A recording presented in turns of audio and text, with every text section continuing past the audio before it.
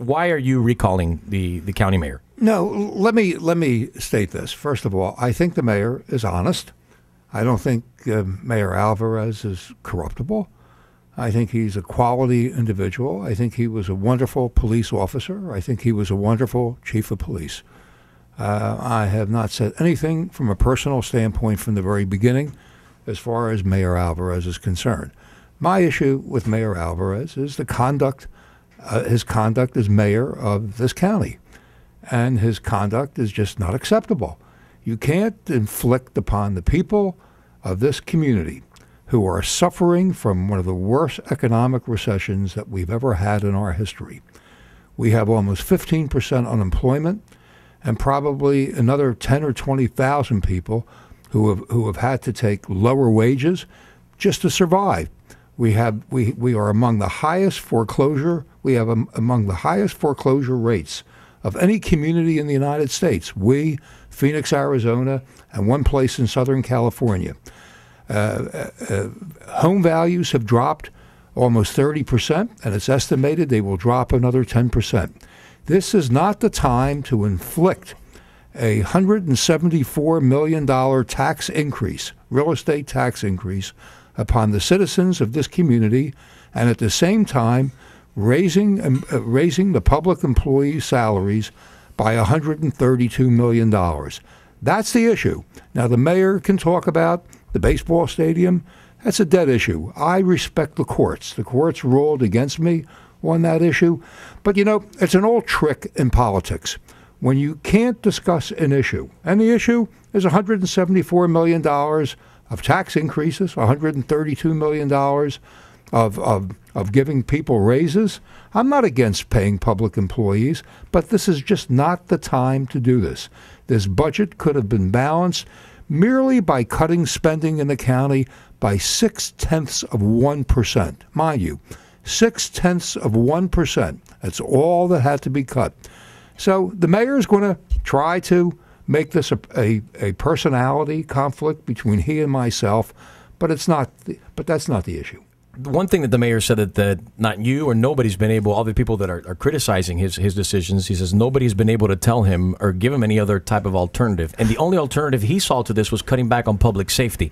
And in essence, well, he did give specific examples: closing fire stations, eliminating firefighter positions and policeman positions. And this is something that he quite honestly sat here at this, in the same chair you're sitting in and told me, Enrique, if I had to cut public safety, I wouldn't need Norman Braman. I wouldn't need a recall. I would step down because that's not something that I'm willing to do as mayor of Dade County. What would you say to that? What alternatives did he have? The alternatives are simple. In the county manager's office itself, there are 20 people earning over $200,000 a year. In the mayor's office, his 3 receptionists earn a total of $500,000. I mean, Mayor Alvarez could have done what Mayor Regalado did in the city of Miami. Mayor Regalado cut his salary substantially as an example to the people of the city of Miami and to the unions and to all the public employees in the city of Miami that they should lead the way. But 0.6% is minuscule. I mean, it's ludicrous. I mean, the mayor, for example, has 2 SUVs that are at his disposal as being mayor of the county. Why did the mayor need another $800 a month to lease a BMW? I don't get it. If you're talking about sacrifice has to start with leadership, and there's no sacrifice as far as leadership is concerned. The mayor hasn't offered anything. The county manager hasn't offered anything. All we had to do was take away some of the discretionary funds from the county commissioners. That amounts to $13 million. All you're talking about is the difference between $132 million in salary increases that he gave and $174 million. And I submit to you, that's only a saving of 0.6%.